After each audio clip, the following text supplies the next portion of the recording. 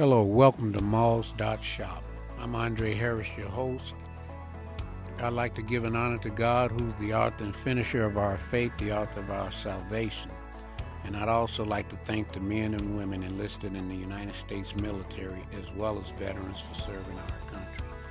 Today I'm going to be talking about the subject, God sees your trouble. 1 Peter chapter 4, verse 12 says, Beloved, think it not strange concerning the fiery trial which is to try you, as though some strange thing happened unto you. In the book of Acts chapter 12, verse 1 through 17, it says, Now about that time, Herod the king stretched forth his hand to vex certain of the church, and he killed James, the brother of John, with the sword. And because he saw it pleased the Jews, he proceeded further to take Peter also. Then were the days of unleavened bread. And when he had apprehended him, he put him in prison and delivered him to 4 quaternions of soldiers to keep him, intending after Easter to bring him forth to the people. Peter therefore was kept in prison, but prayer was made without ceasing on the church unto God for him. And when Herod would have brought him forth the same night, Peter was sleeping between 2 soldiers, bound with 2 chains, and the keepers before the door kept the prison. And behold, the angel of the Lord came upon him, and a light shined in the prison. And he smote Peter on the side and raised him up, saying, Arise up quickly. And his chains fell off from his hands. And the angel said unto him, Gird thyself and bind on thy sandals. And so he did. And he saith unto him, Cast thy garments about thee, and follow me. And he went out and followed him, and was not that it was the church, that it was true which was done by the angel, but thought he was a vision. When they were past the second ward, they came unto the iron gate that leadeth unto the city, which to them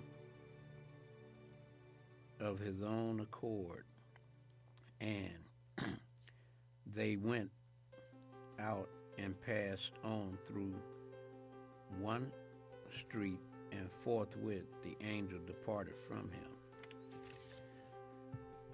And when Peter was come to himself, he said, Now I know of a certainty that the Lord has sent his angel, and hath delivered me out of the hand of Herod, and from all the expectation of the people of the Jews. And when he had considered the thing, he came to the house of Mary, the mother of John, whose surname was Mark, where many were gathered praying. And as Peter knocked at the door of the gate, a damsel came to hearken, named Rhoda. And when she knew Peter's voice, she opened not the gate for gladness, but ran in and told how Peter stood before the gate. And they said unto her, Thou art mad. But she constantly confirmed that it was even so. Then they said, This is his angel.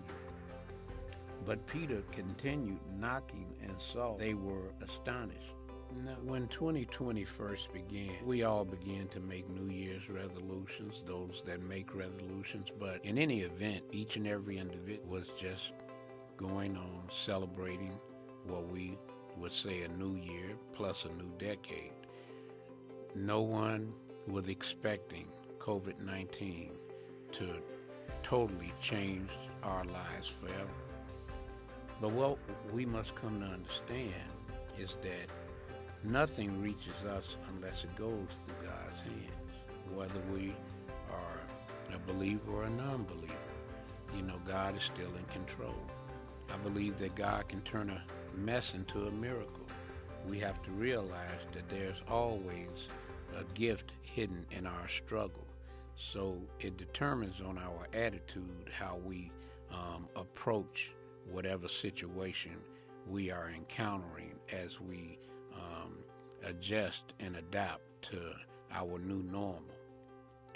I'd like to think of it like this. There was a water carrier, and as each day the water carrier would get up in the morning and do what it is that the water carrier did to prepare for the day. And upon that, getting ready to go out to the ocean to get the water carrier would put a pot on each side of a rod that the water carrier carried. And so the water carrier would make the trip down to the ocean, about roughly 5 miles, and would come back to the village and do whatever it is that the water carrier did throughout the day. Well, one in particular morning, the water carrier woke up and got ready to go down to the ocean. And as the water carrier went outside, one of the pots was saying, "Oh, look at me, I'm so perfect. I always do everything that, the water carrier desires for me to do. I'm always coming back with a full load, and I'm just so perfect." And the water carrier didn't know what that was about, but nevertheless journeyed on to the ocean and came back to the village. Well, the next morning, the water carrier woke up. The water carrier heard the other pot was like, "Oh, I'm worthless. I never do anything right. I'm always coming back with a half load of water, and I have this ugly hairline crack in me." And the water carrier was like, "Oh, okay. Well, let me ask you a question. When you go down to the ocean, look on the side that you're on, and what do you see?" The pot said, "I told you, I'm worthless. I'm inadequate. I can't do anything right. I see a lot of dirt, gravel, and rocks. It's just barren." And then the water carrier said, "Now do me a favor and look on the other side of the road, the side where you are when we're coming back from the ocean." And the pot said, "Wow, it's beautiful. I mean, there's grass, there's flowers. I mean, it is just absolutely beautiful." And so the water carrier told the pot, "Yeah, when I noticed you had a hairline crack, I began to plant grass seeds and flower seeds. So every time coming from the ocean, you would always be watering the grass and watering the flowers. I also make an extra income by selling flowers to the other villagers that are here in the village. And it also, I take flowers and I, beautify my hut because after all, when I noticed your hairline crack, I did realize that, hey, I can, use this to my advantage. And so you should never think of yourself as worthless." So the pot had a different perspective. I use that story to say this. Although we're living in some trying times, and there are often stressful situations that we will face, never think that you aren't significant where God is concerned, because no matter what a person may think about you, always realize that God is in control. But if we get back to Peter, here it is. Peter was sitting in prison and between two guards. Now, I don't know about you all, but Peter was asleep when he was to be executed the next day. The scripture tells us that Psalms 121, it says, "I will look to the hills from whence cometh my help. My help cometh from the Lord, who created heaven and earth." Peter, he had such trust in God that he was able to go to sleep that night. But when the angel came, it appeared that that angel was a vision to Peter, so it was kind of hard for Peter to wrap his mind around the fact that there was an angel there to rescue him. I would like to just encourage us to, as we continue to go through these uncertain times, to just trust in God and watch God turn a mess into a miracle. And so I thank you for your time.